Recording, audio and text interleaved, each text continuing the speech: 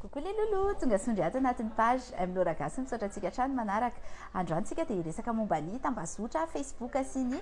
Instagram. Ho tantaraiko anareo ny traikefa kely ananako dia ho lazaiko aminareo ihany koa hoe amin'ny fomba ahoana no ampidirako vola amin'ny alalan'ireo tambazotra ireo ary ihany koa ny zavatra niova tamin'ny fiainako tao aorianan'ny fampiasako an'izy ireo. Talohany nananganako ny pejy Mlora Gasy aloha dia niasa tamina orinasa anankiray izay agence de production izy io dia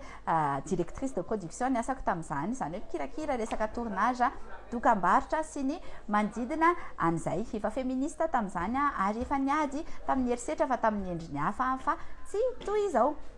Ny fahaenina amby roapolo ny volana novambra 2024 kosa niova ny fiainako satria izy io dia niampitso ny fahadimy amby roapolo ny volana novambra, izany hoe ny andro iratsam-pirenena hiadiana amin'ny herisetra atao amin'ny vehivavy. Io fahaenina amby roapolo ny volana novambra io zany nieritreritra fa maninona moa za zany raha manangana pejy Facebook dia iresahako momba an'izay ady isan'andro ataon'ny vehivavy amin'ny herisetra mahazo azy zay ary sy ny manodidina ny tontolon'ny vehivavy rehetrarehetra. Dia natsangana ny pejy tamin'ny andro ihany dia nanao vidéo anankiray izay hoe nahazo voninkazo androany, alefako ao ilay izy. Tena voalatsaka tato anatin'ny pejy izay vidéo izay dia be dia be no nipartage anazy ary niampitso n'iny ary angamba dia efa mety tany amin'ny 1000 tany no ny sabona tamin'ny page. Nebetsaka ihany izy ireo ny andro tao aorianan'izay. Ray volana sy tapany taty aoriana dia nisy olona niantso dia nanontany anao hoe ianao ve le Lora Gasy? Dia gagabe aloha za dia hoe hitanay mipejinao. Dia faly be tamin'izany dia fa na dia mbola tsy mahalala ninona momba an'izany fandehan'izany pejy izany sy ny momba anazy ary dia hoe misy projet zay ozy izy tiana iarahana miasa aminao satria misy émission zay tiana ho karakaraina miaraka amin'ny UNFPA sy ny ministèran'ny mponina hiadina amin'ny herisetra mahazo ny vehivavy. Dia ianao nitanay ny mitambazotra fa miresaka an'izany dia mazoto fe ianao anentana an'ilay izy. Zay zany aloha dia zavatra tsara kely nentin'ilay pejy satria teraka teo ilay fandaharana herisetra teboka izay afaka tsidihanao ny pejy izay mbola mandeha ihany koa izy amin'izao fotoana izao. Ataontsika hoe herinandro vitsivitsy tao aorianan'izay dia nisy olona niantso indray za niteny indray zareo hoe izahay no manao fandaharana maraina ao amin'ny televiziona malagasy ozy izy ka mazoto fe ianao anentana satria hitanay ianao any anatin'ny tambazotra mazoto miresaka be mihitsy. Dia efa zavatra tsara kely fa nindrony indray zay zany nentin'ny pejy Mlora Gasy satria nanaika ary mbola hatramin'izao dia mpanentana ny fandaharana karakory antsika jiaby isa maraina ao amin'ny televiziona malagasy amin'ny 9 sasany ataoko ihany ny pub. Ny zavatra fahatelo tsara kely nentin'ny pejy ihany koa dia aikay dia hoe vao nafantatra hoe rehefa mebetsaka zany ny abone anao, zany hoe mebetsaka ny mpanaraka anao dia betsaka ihany koa ny olona te hanao dokam-barotra ao anatin'ny pejinao. Dokam-barotra izay teo vao nafantatra hoe aikay azahoana vola ry zareo te hanao dokam-barotra zany manome vola anao dia arakaraka ny abetsaka ny abone anao ny vola omeny anao.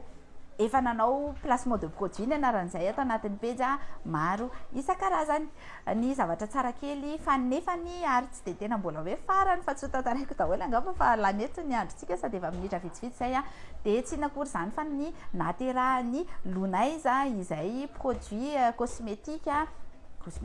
produit capillaire izay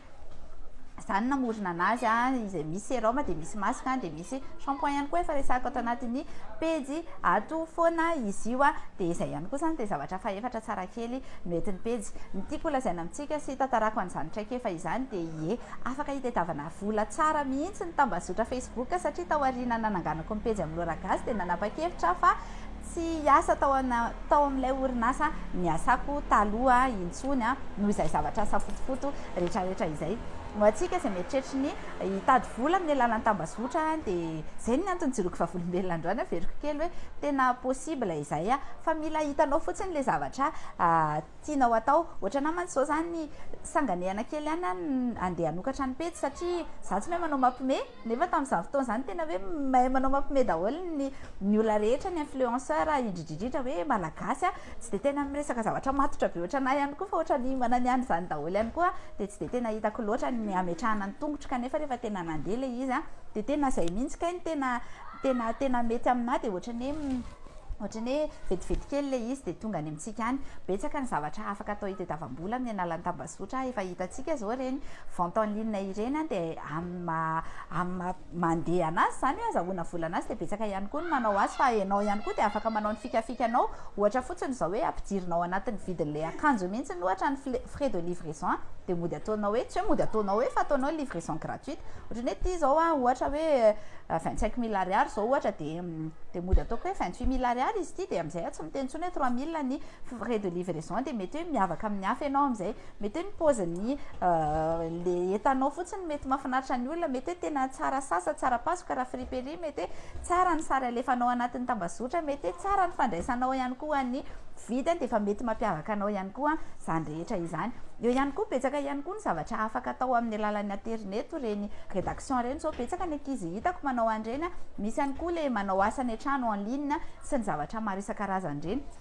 anisany azahoan'ny ankizy vola betsaka ny ankizy foana koa nyteneniko eny efa melehibe koa dia natanora ary dia lazaiko fa ankizy ny fanaovana an'ireny boostana page reny hoe ianao zany no booster an'le pagen'olona dia manome volanao izy manana compte bancaire ianao dia tsy ho tantaraiko eto fa lava be vidéo antsika fa afaka jerevanao any anatin'ny youtube any misy tuto fanaovana anazy betsaka ny zavatra afaka ataonao amin'ny alalan'ny tambazotra na Facebook Instagram be da be akoatran'izay mbola misy ihany koa maro isan-karazany mbola afaka ataonao eo ihany koa antsika tenena dia hoe aza dia variana loatra hoe mandany fotoana amin'ny Facebook sy ohatr'izany fa afaka anaovanao zavatra maro isan-karazany izy ty dia izay ny afaka ny fampizarantsika tamin'ny androany ny fotoana ihany koa ny mandeha ny dada ihany koa efa lafo dia raha misy fanontaniana dia alefasao anatin'ny commentaire ao raha betsaka ny fanontaniana dia afaka anaovako vidéo hafa raha mbola misy zavatra manitikitika akoatran'izany dia afaka miresaka foana tsika amin'ny fotoana rehetra ny anatin'ny message privé any dia misaotranao foana manaraka ny pety satria no enao io mijery an'ity vidéo ty io mihitsy ny natateraka amin'izany nofinofiko izany dia misaotra tompoko manaraka indray